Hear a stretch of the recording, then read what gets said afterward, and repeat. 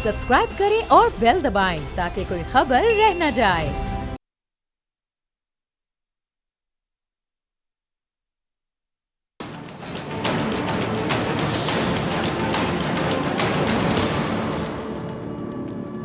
अस्सलाम वालेकुम, मैं हूं डॉक्टर फ़िज़ा खान और मैं हूं पाकिस्तान। नाज़रीन, नैब तरामीम का लदम करार देने के सुप्रीम कोर्ट फैसले को भी चैलेंज कर दिया गया। निगरां हुकूमत की जानिब से भी ऐसी ही एक अपील अगले चंद रोज़ में दायर किए जाने का इम्कान है।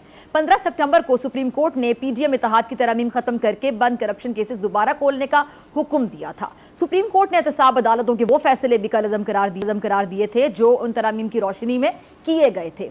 PDM ने हुकूमत संभालते ही नैब कानून में 27 तरामीम की, जिनसे 90% मुकदमात बाशमूल हाई प्रोफाइल केसेस ख़त्म हो गए। बहुत से नामवर सियासतदान और ब्यूरोक्रेट्स को इन तरामीम से फ़ायदा हुआ, जिनमें नवाज शरीफ, आसिफ अली जरदारी, शहबाज शरीफ, यूसुफ रजा गिलानी, शाहिद खान अब्बासी, हमजा शहबाज, राजा परवेज अशरफ और इसहाक डार शामिल हैं। लेकिन फिर साबिक चीफ जस्टिस का शॉर्ट एंड स्वीट फैसला सारे केसेस खोलकर परेशानियों में इजाफा कर गया और अब इसी के हल की कोशिश की जा रही है। नवाज शरीफ की वापसी के लिए इंतजाम जोरों पर हैं। काउंसलर्स और कारकुनान से रहनुमाओं की मुलाकात का सिलसिला भी जारी है। अच्छा, दूसरी जानिब तहरीक इंसाफ को लाहौर में जलसा करने की इजाज़त नहीं मिल रही, जिस पर लाहौर हाई कोर्ट ने कहा है कि अगर PTI को नहीं तो फिर किसी और जमात को भी शहर में जलसे की इजाज़त नहीं मिलेगी।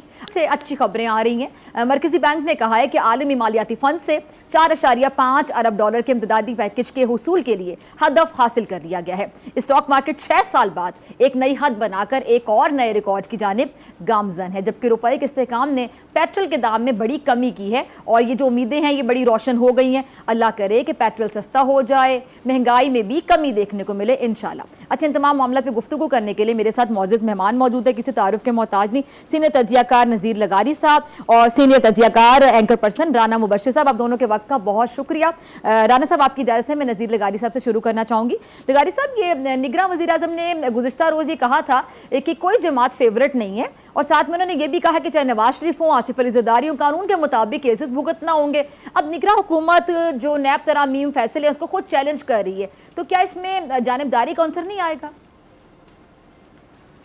नहीं, वफाक का तो ये हक है ना, इख्तियार है। अगर किसी फैसले से इत्तेफाक ना हो तो वफाक फेडरेशन जो है वो अपील कर सकती है और इस तरह की कोई ऐसी बात नहीं है और ये उनका अपना राइट है और उसका काबीना का फैसला हुआ होगा। जिस तरह भी फैसला करे कौन से फैसले को चैलेंज करना है, कौन से नहीं करना है, उनको मिनिस्ट्री ऑफ लॉ ने भी कोई बताया होगा, कोई इस सिलसिले में कोई निशानदेही की होगी, कोई अगर कुछ चीजें रह गई हैं उनके बारे में बताया होगा, या इसी तरह से जो है वो अटॉर्नी जनरल ऑफिस ने कोई चीज बताई होगी। तो हो सकता है कि इन चीजों पर वो जा रहे हों, तो अपील में जाना तो कोई मसला नहीं है। आखिर सुप्रीम कोर्ट ही गए हैं, किसी और जगह तो नहीं गए हैं। ठीक है। अच्छा राना साहब, ये अदलिया ने तो अपना काम कर दिया, पार्लिमान की बालादस्ती तस्लीम कर लिया। पार्लिमान का भी फ़र्ज़ है राना साहब कि वो अदलिया के जो फैसले हैं उनको माने, सियासतदान मर्जी के खिलाफ जो आए फैसले उनको खुलेआम तंज़ो तज़हीक का निशाना ना बनाए। तो क्या आपको लगता है कि ऐसा होगा, ये सिलसिला रुक जाएगा या फिर ऐसा होना मुश्किल है या फिर नामुमकिन है?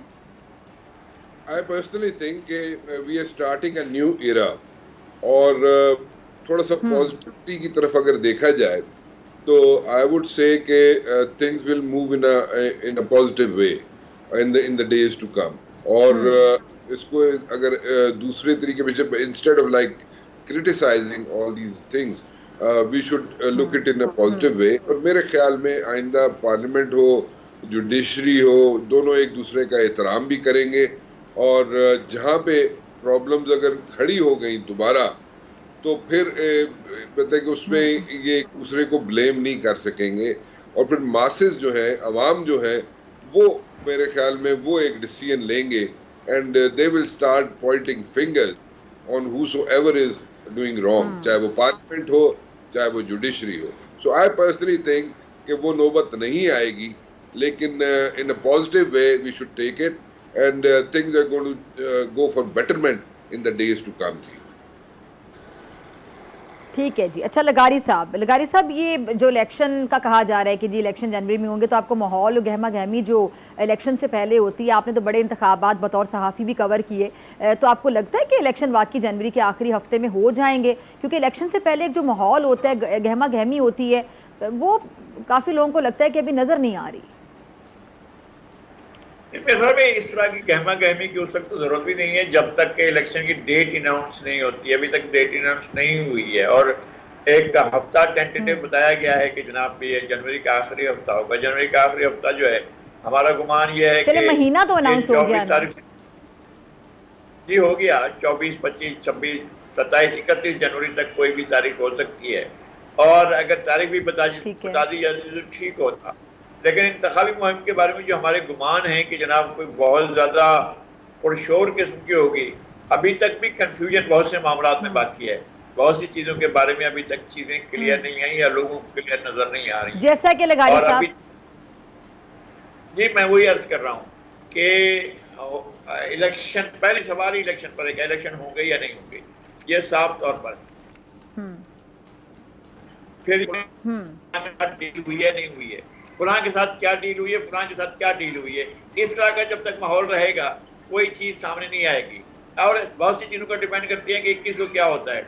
21 को वो जो हमने सुना है कुछ टेक्निकल लैंडिंग होगी, वो क्या चीज होती है हमें अभी तक समझ नहीं आया है। और लैंडिंग होने के बाद फिर क्या होगा, फिर उसके बाद क्या कानून का क्या तरीक़ाकार होगा कानून। और हमें कुछ चीज बताई भी नहीं जा रही है कि भाई आपने मूव किया है, एक कन्विक्टेड लीडर को आप जेल से निकालकर बेल पर 4 हफ्तों की ये कह कर के ठीक हो जाएंगे और उसके बाद लेकर गए और बहुत मुद्दत के बाद वापस आ रहे हैं। तो उस वापसी के बारे में हम क्या करें, उनका खैर मकदम की तैयारी करें या उनके वापस जहाँ से निकाला गया था, जहाँ से लाया गया था वहाँ भेजने की तैयारी करें। हमें ये बातें भी वाज़ेह नहीं है। और दूसरी बात तो ये, कभी कभी लोग इस तरह की बातें भी कह लेते हैं कि जनाब फलां लीडर के साथ डील की बातें हो रही हैं और मुज़ाकरात हो रहे हैं और उनके बारे में ये भी सोचा जा रहा है कि जो उनको मुल्क से बाहर भेज दिया जाए।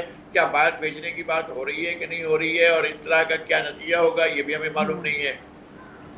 फिर ये कि फलां जो है उनकी गिरफ्तारी होगी नैब के सिलसिले में या किसी और सिलसिले में, तो उसके बारे में अभी कोई चीज़ें वाज़ेह नहीं है। चैलेंज करने जा रहे हैं फैसलों को, लेकिन क्या होगा इसलिए कि सुप्रीम कोर्ट, मेरा ख्याल है कि हमें ये जो 3 दिन पहले जो फैसला आया है उसके बाद हमें सुप्रीम कोर्ट से ये गुमान किसी को भी नहीं करना चाहिए कि किसी खास पार्टी को फेवर करेगी, किसी खास सेगमेंट को फेवर करेगी।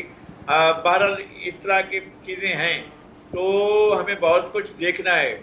अभी सूरत हाल ये सामने वाले जो 6-7 दिन हैं वही वाज़ेह नहीं है कि जाए कि हमें जो है वो अगले 3 महीने या 2 महीने की जो सूरत हाल है, बल्कि ये नवंबर, दिसंबर, जनवरी तक की जो सूरत हाल है हम उसके बारे में कोई प्रोटेक्शन कैसे करें जबकि तमाम सूरत हाल वाज़ेह ना हो। ठीक है जी, ठीक है। अच्छा राना साहब, आपकी तरफ मैं आना चाहूँगी। ये जो कुछ मुबस्सिरीन को मौजूदा दौर में निगरां और मुंतखब का फ़र्क मिटता दिखाई दे रहा है, तो क्या ये तासुर दुरुस्त है और फिर इसके क्या असरात होंगे? देखिए, एक चीज़ मैं यहाँ पे ऐड करना चाहूँगा before I go to your question जी। देखिए बेसिकली अगर हम बात करें ना मियाँ मोहम्मद नवाज शरीफ साहब के आने की, तो मियाँ मोहम्मद नवाज शरीफ साहब के आने के बाद जो लीगल हिचेस हैं उनको कितने अरसे में टेक केयर कर लिया जाएगा, that is important I personally think. और उसको मद्देनजर रखते हुए, उस टाइम फ्रेम को मद्देनजर रखते हुए कि उनको 4 दिन में रिलीफ मिल जाएगा, 10 दिन में मिल जाएगा, महीने में मिलेगा, 4 महीने में मिलेगा, उसको माइंड में रखते हुए, उसको जहन में रखते हुए और how things move in the legal process, उसको माइंड में रखते हुए I personally think election commission जो है फिर स्केड्यूल देगा इलेक्शंस का। अगर देखिए, और उसमें एक चीज ये भी हो सकती है कि उनको एक रिलीफ मिल सकता है उनको, और वो रिलीफ मियां नवाज शरीफ साहब को ये मिल सकता है कि जो कोई होम मिनिस्टर पंजाब का भी दे सकता है, ठीक है, और फेडरल गवर्नमेंट की रिक्वेस्ट पे या व्हाटएवर जो भी उसका मॉडस ऑपरेंडी है, एक होम मिनिस्टर पंजाब दे सकता है उनको जनाब रिलीफ के, जनाब जहाँ पे वो रायविंड में रह रहे हैं उसको वहाँ पे उनको डिटेन किया जाए, वो उसको सब जेल करार दे दिया जाए। एक तो ये हो सकता है। दूसरा ये हो सकता है कि अगर उनके जो रिलीफ मिलेगा केसेस में, और कितनी देर में मिल सकता है, क्योंकि वो तो सारा रिलीफ मिलना है उनको इस्लामाबाद के हाई कोर्ट से जहाँ से उनको सजा हुई थी, और वहीं से रिलीफ मिल सकता है। वो रिलीफ कितने अरसे में मिलेगा उसको जहन में रखते हुए फिर मेरे ख्याल में इलेक्शन कमीशन जो है इलेक्शन स्केड्यूल जो है वो अनाउंस करेगा। अब अगर ऐसा नहीं होता, अगर उसमें ये जो लीगल हिचेस हैं जो मियां नवाज शरीफ साहब को फेस करनी पड़ेंगी, वो लीगल हिचेस अगर वो स्ट्रेच हो जाता है टाइम स्पैन या वो ज्यादा हो जाता है टाइम स्पैन, तो फिर मेरे ख्याल में एक इशू ये बन सकता है कि मियां नवाज शरीफ साहब शायद इलेक्शन ना लड़ सके, ठीक है, और फिर इंतखाबात जो आने वाले हैं उसका स्केड्यूल अनाउंस हो जाए, इंतखाबात हो जाए, लेकिन फॉर द टाइम बीइंग एक स्टॉप गैप अरेंजमेंट के तौर पे, चाहे मियां शहबाज शरीफ साहब आते हैं प्राइम मिनिस्टर, या कोई PMLN से कोई और बंदा आ जाता है प्राइम मिनिस्टर, या हूसोएवर इज देयर, वो मेरे ख्याल में एक स्टॉप गैप अरेंजमेंट हो सकती है। और उसके बाद once मियां नवाज शरीफ साहब is done and over with all the cases, then he can be the prime minister. So ये एक ऐसा प्रोसेस मुझे शेप अप होते हुए नजर आता है, ठीक है जी। अब इसको क्योंकि अनडू करने के लिए जो चीजें लीगल हिचेस हैं उनको अनडू करने के लिए 2/3 मेजॉरिटी चाहिए। अब 2/3 मेजॉरिटी किसके पास होगी, कैसे होगी, दैट्स आल्सो वेरी ट्रिकी। मेरा नहीं ख्याल कि किसी को 2/3 मेजॉरिटी मिल सकेगी, क्योंकि वो बहुत एक मुश्किल काम है। और ठीक है, अगर पार्लियामेंट इन प्लेस आती है, वो अनडू कर देती है कुछ चीज़ों को लीगली और कुछ अमेंडमेंट्स कर देती है, तो फिर तो बात समझ आती है। लेकिन ये सिनेरियो इस तरह मुझे पेंट में in the days to come नजर आता है। ठीक है जी, आपकी तरफ मैं आ रही हूँ लगारी साहब। लगारी साहब, इलेक्शन जब भी हो जाएंगे, चलें जनवरी का महीने का तो पता चल गया, तारीख भी जिस तरह कि आपने कहा कि भी नहीं बताएगी, वो भी चलें जल्द ऐलान हो जाएगा, लेकिन शफाफियत के हवाले से सवाल फिर ज़हनों में रह जाएगा, क्योंकि अभी से लेवल प्लेइंग फील्ड ना होने का शिकवा और बहुत से गिले शिकवे सामने आना शुरू हो गए हैं। तो हमेशा की तरह कि इस बार भी हमें जब भी इंतखाबात होते हैं, जब भी इंतखाबात के रिजल्ट आते हैं, नताइज आते हैं, सिर्फ जीतने वाला जीत को एक्सेप्ट करता है, शफाफियत पर इत्मीनान का इजहार करता हुआ दिखाई देगा, और हारने वाले यही कहेंगे कि धांधली हुई। नहीं, ये तो धांधली ऐसा नहीं है कि लोग कहते हैं कि धांधली हुई, धांधली होती है। धांधली इलेक्शन होते नहीं बल्कि इलेक्शन बनाए जाते हैं, ये तो बिल्कुल साफ सी बात है। इसमें कौन सी बात है, जो कुछ होता रहा है 70 के बाद। तो मेरा ये सवाल है कि इस बार भी हमें यही सुनने को मिलेगा या कुछ मुख्तलिफ होगा? बिल्कुल सुनने को मिलेगा, बिल्कुल कहा जाएगा कि जनाब इलेक्शन में धांधली हुई है, क्योंकि आप इस बात को वो रूल आउट नहीं कर सकते कि धांधली नहीं होगी। कोई नहीं कह सकता है कि धांधली नहीं होगी, इस बात का हमें ये मौजूद है, खदशा मौजूद है। लेकिन एक बात, राणा साहब बहुत ही उन्होंने ठीक बात की है, लेकिन मियां नवाज शरीफ साहब जो हैं, अभी तक जिस फैसले के तहत उन्हें नाअहल करार दिया गया था वो सुप्रीम कोर्ट का फैसला था, और सुप्रीम कोर्ट ने उन्हें ताहयात नाअहल करार दिया। किसी भी किस्म का कानून जो है उसके, अभी तो खैर कह भी दिया सुप्रीम कोर्ट ने कि अपील का जो राइट है वो पिछले माजी पर वो नहीं होगा, माजी पर असरअंदाज नहीं होगा, या माजी के फैसलों पर नहीं होगा, वो तो आगे के फैसलों पर होगा। इसका मतलब यह है कि ये तो तय है कि जो नाअहली हुई है वो दायमी है। हम इसको समझते हैं कि वो उसमें ड्यू प्रोसेस ऑफ लॉ को नहीं फॉलो किया गया था।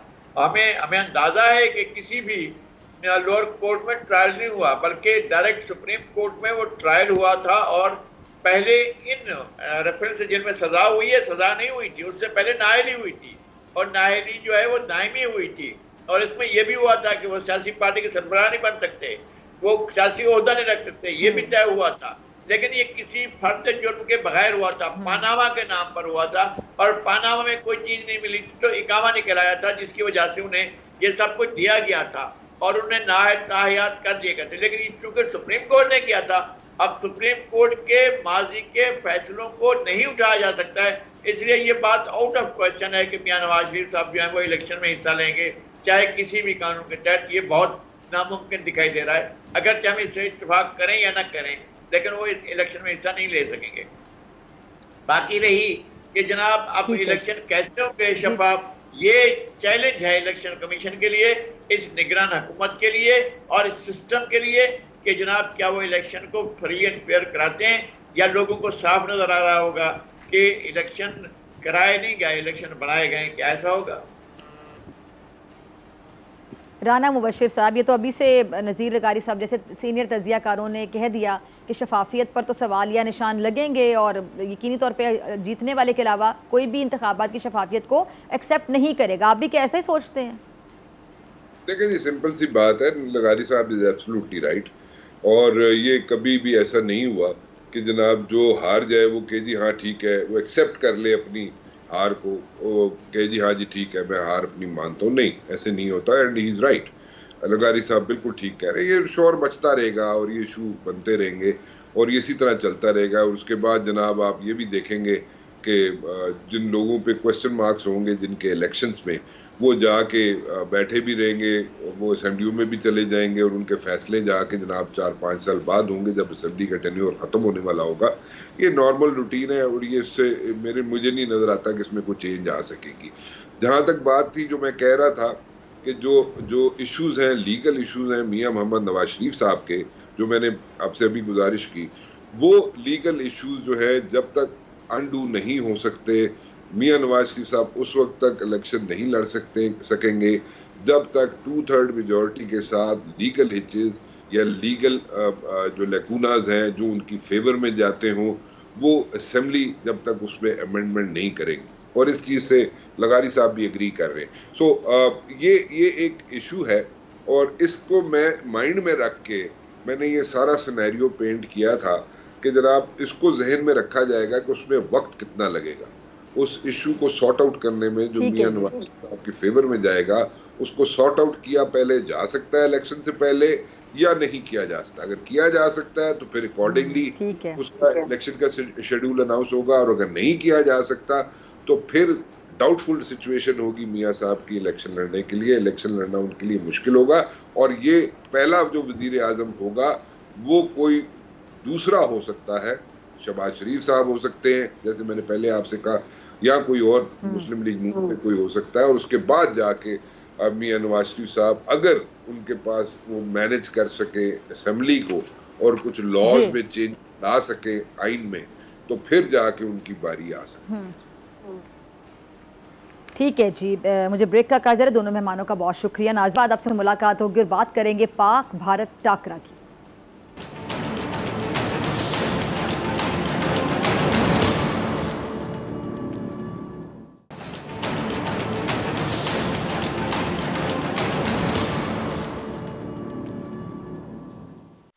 वेलकम बैक नाजरीन। रिकॉर्ड रन चेस के बाद पाकिस्तान 11 इंडिया के खिलाफ वर्ल्ड कप हिस्ट्री के हाई वोल्टेज गेम में अपनी पहली जीत के लिए तैयार है। 1.25 लाख शायकीन अहमदाबाद के स्टेडियम में 11,000 पुलिस के पहरे में मैच देखेंगे। पाकिस्तानी टीम यकीनन क्राउड सपोर्ट में मिस करेगी, लेकिन किंग बाबर आजम ने हर तरह के दबाव को मुस्तरद कर दिया और यकीनन कल के मैच में टॉस बड़ा अहम होगा। बॉलर्स के कंधों पर स्कोर रोकने की बड़ी जिम्मेदारी होगी। क्रिकेट के मैदान में पाकिस्तान और इंडिया की तारीख भी तकरीबन इतनी पुरानी है जितना खुद दोनों ममालिक। ये टाकरा एक रिवायती मैच की कशमकश या त्यौहार से कहीं बढ़कर होता है, क्योंकि ये एक जंग है जो सिर्फ मैदान में नहीं बल्कि स्क्रीनों से जुड़े दोनों ममालिक के करोड़ों शायकीन के दिमाग में लड़ी जाती है। और जीतने वाली टीम और उसके जो परस्तार हैं एक अरसे तक जीत के खुमार में रहते हैं और यही हाल हारने वाली टीम और उसके परस्तारों का भी होता है। अच्छा, एक रोज़ा क्रिकेट में पाकिस्तान को इंडिया के मुकाबले में 73 मैचेस जीतकर बर्तरी हासिल है, जबकि इंडिया सिर्फ 56 मैच जीत सका है। इंडिया और पाकिस्तान वर्ल्ड कप में 7 बार मद्दे मुकाबिल हुए हैं और हर बार पाकिस्तानी टीम को शिकस्त का सामना करना पड़ा। लेकिन क्या इस बार पाकिस्तान तारीख बदलने जा रहा है? ये जानने के लिए मेरे साथ मौजूद मेहमान मौजूद हैं। किसी तारुफ के साबिक chairman cricket board Khalid Mahmood साहब, बहुत शुक्रिया वक्त देने के लिए, ज्वाइन करने के लिए। और सीनियर स्पोर्ट्स तजियाकार अब्दुल माजिद भट्टी साहब, आपका भी बहुत शुक्रिया माजिद भट्टी साहब ज्वाइन करने के लिए। और बोल न्यूज़ के नुमाइंदा अब्बास शब्बीर साहब भी हमारे साथ मौजूद होंगे, जो कि इस वक्त टीम के साथ अहमदाबाद में ही मौजूद हैं। तीनों मेहमानों का बहुत शुक्रिया। आप सबकी इजाज़त से मैं खालिद महमूद साहब से शुरू करना चाहूँगी। खालिद साहब, भारत को होम ग्राउंड का ज़ाहिर बात है, जो उनका क्राउड होगा वहाँ पर उसका बड़ा फ़ायदा होगा, लेकिन हमारी टीम भी हाई स्पिरिट में है और दिल तो ज़ाहिर बात है यही कह रहा है कि दुआ भी सब कह रहे हैं कि कल तारीख बदलेगी, पाकिस्तान ये मैच हर हाल में जीतेगा। तो क्या करना होगा जीत के लिए, क्या स्ट्रैटेजी होनी चाहिए? देखिए, ये हर हाल में कोई जीतेगा या हारेगा वो मेरा ख्याल है मुनासिब फ़िक्रा नहीं है। ये कहना पड़ेगा कि जो टीम बेहतर खेलेगी वो जीतेगी, और हमारी ख्वाहिश भी है, हमारी दुआ भी है, और पाकिस्तान जैसा खेल रहा है उससे हम कह सकते हैं कि इंशाल्लाह पाकिस्तान टीम बेहतर खेलेगी। लेकिन आपने दबाव की बात की है। दबाव जो होता है वो अक्सर होम टीम पे इसलिए होता है क्योंकि वो अपने एक तो फ़ायदा भी होता है क्राउड के सामने खेलने का, और फिर प्रेशर भी होता है, बल्कि प्रेशर ज़्यादा होता है। हार गए तो क्या बनेगा, कैसे होगा। तो इस तरह से आपने देखा है, आपने हिंदुस्तान के अवाम की और हिंदुस्तान के क्रिकेट बोर्ड की और सब की जो कुछ कोशिश है, वो कोशिश ये है, मैं जो देखता हूँ, हो सकता है कोई मेरी राय से इख्तलाफ करे, वर्ल्ड कप किसी ना किसी तरह जीते। और हमारा जो एक बड़ा ओके अभी तक महल ऑस्ट्रेलिया का इस तरह का रिकॉर्ड है, वेस्ट इंडीज़ का भी नहीं था। तो ये उनकी कोशिश है, अब उनका दिल है ये मैच जीतने को। अहमदाबाद में जो कैफियत है, जो सूरत हाल है, जो मीडिया के ज़रिए पता चल रहा है कि हर तरफ से लोग आ रहे हैं देखने के लिए, होटलों में कमरे ख़त्म हो चुके हैं। अब्बास शब्बीर की तरफ चलते हैं। अब्बास, आप तो वहाँ पे मौजूद है, कैसी तैयारी है, टीम का कैसा मोराल है, क्या देख रहे हैं वहाँ पे? देखें, अगर आपको मेरी वीडियो आ रही है तो आप देख सकती हैं कि इस वक्त अहमदाबाद में बिल्कुल एक फेस्टिवल है। India Pakistan, a big match always. जब दिल्ली के लिए ट्रैवल करके पहुंचे हैं तो तमाम फ्लाइट जो है वो बुक है, तमाम फ्लाइट्स जो हैं वो बुक हैं। जो अहमदाबाद के अंदर, पूरे अहमदाबाद के अंदर स्क्रीन लगी हुई है इंडिया पाकिस्तान मैच के लिए। और इस वक्त जो स्टेडियम की सूरत, मैं आपको बताऊं कि फैमिली समेत बच्चे बड़े, क्योंकि एक बहुत बड़ा मैच होने जा रहा है। मोर देन 1 लाख लोग जो है वो कल इस स्टेडियम के अंदर मैच देखेंगे। टीमें दोनों बराबर हैं। प्रेशर इंडिया टीम पर भी है, प्रेशर पाकिस्तान टीम पर भी है। इंडिया टीम पर प्रेशर क्यों है कि उनका होम ग्राउंड है, उनकी जो आवाम है तो बहुत एक्सपेक्टेशन है। लेकिन पाकिस्तान टीम पर प्रेशर इसलिए कि पाकिस्तान अब्रॉड खेल रहा है, इंडिया के अंदर खेल रहा है, तो एक बड़ा मैच होगा, एक अच्छा मैच होगा। मैं समझता हूँ कि पूरे इंडिया फैंस जो है वो, हमें तो नहीं मिले हमारे फैंस को, लेकिन इंडियन फैंस जो है वो इस वक्त अहमदाबाद की तरफ रहे।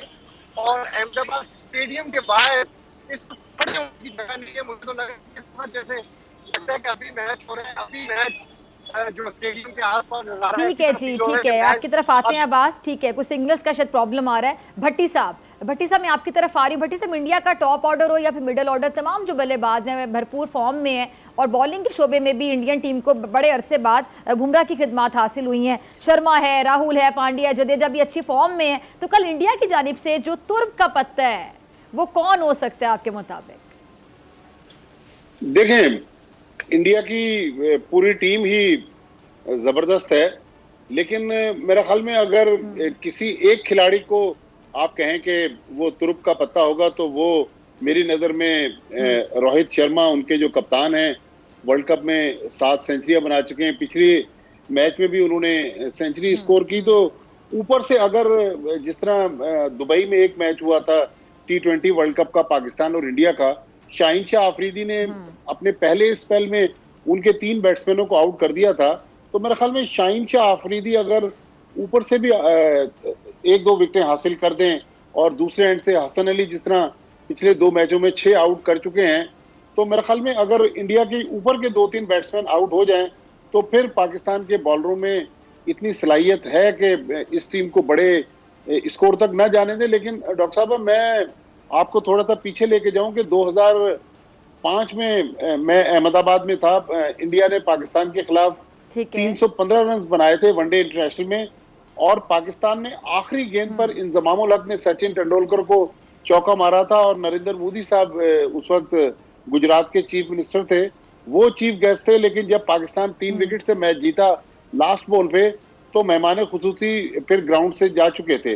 तो मेरा ख्याल में पाकिस्तान की इस टीम में भी सलाहियत है, लेकिन इस टीम को, चूंकि पाकिस्तान इंडिया का मैच बड़ा मैच है, एशेज से बड़ा मैच है, नर्व्स का टोटल इसमें खेल है, आसाब का खेल है। जो टीम अपने आसाब पे काबू रखेगी, जिस टीम का ड्रेसिंग रूम पुरसुकून रहेगा, आप देखिएगा जज्बात को भी काबू रखना पड़ेगा। लेकिन बहुत ज्यादा मीटिंग्स करना, लड़कों को बहुत ज्यादा बातें बताना, मेरे ख्याल में मेरी एक एडवाइस है, जितना मैंने इंडिया के 9 दौरे कर चुका हूं, कि अगर लड़के सोशल मीडिया और उनके इलेक्ट्रॉनिक मीडिया से, न्यूज चैनल से दूर रहें एटलीस्ट कल मैच खत्म होने तक, तो मेरे ख्याल में उनका क्रिकेट पे ज्यादा फोकस हो सकेगा।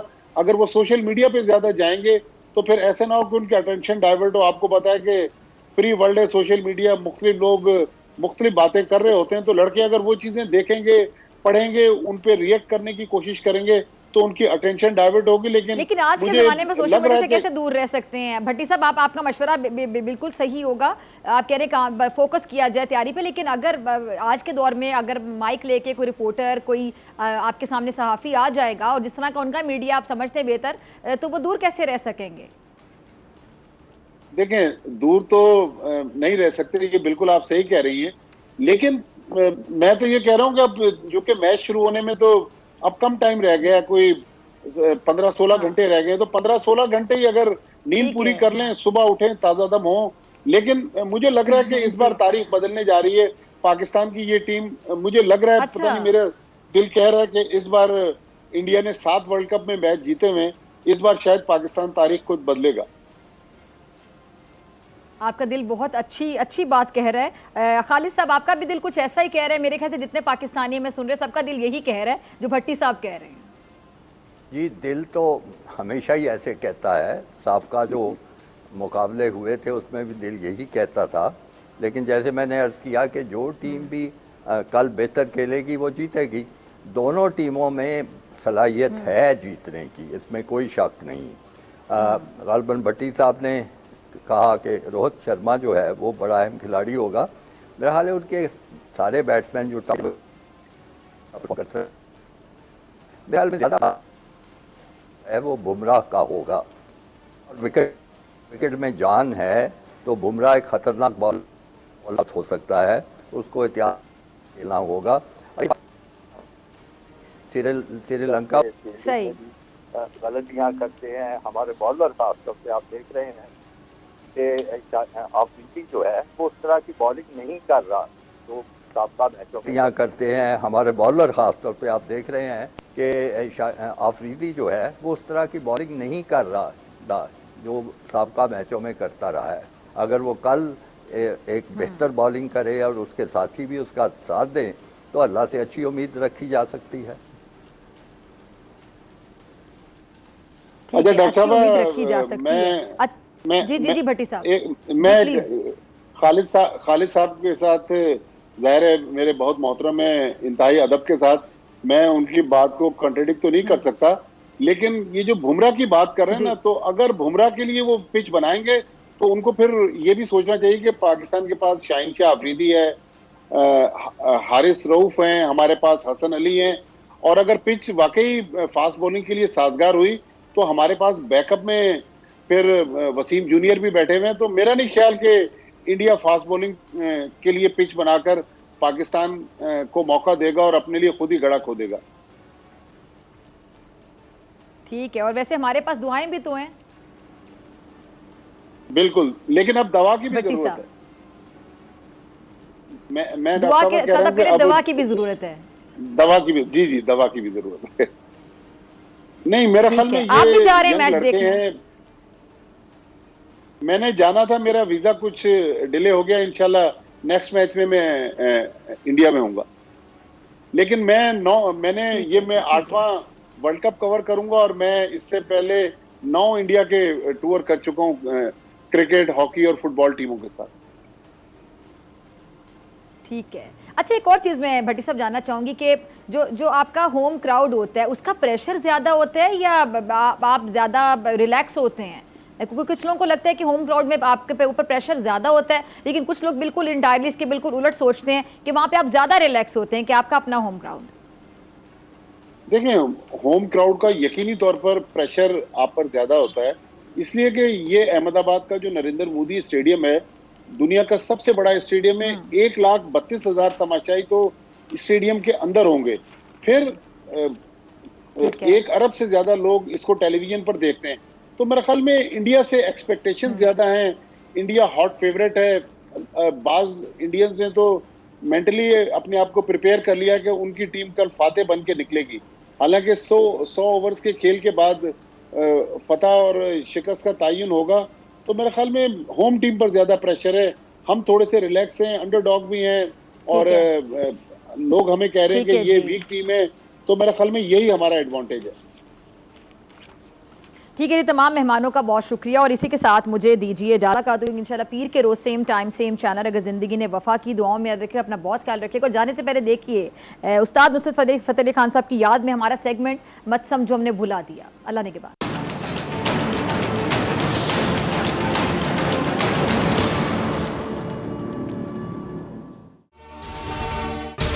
अगर आपको ये वीडियो पसंद आई तो सब्सक्राइब करें और बेल आइकन पर क्लिक करें। सब्सक्राइब करें और बेल दबाएं ताकि कोई खबर रह न जाए।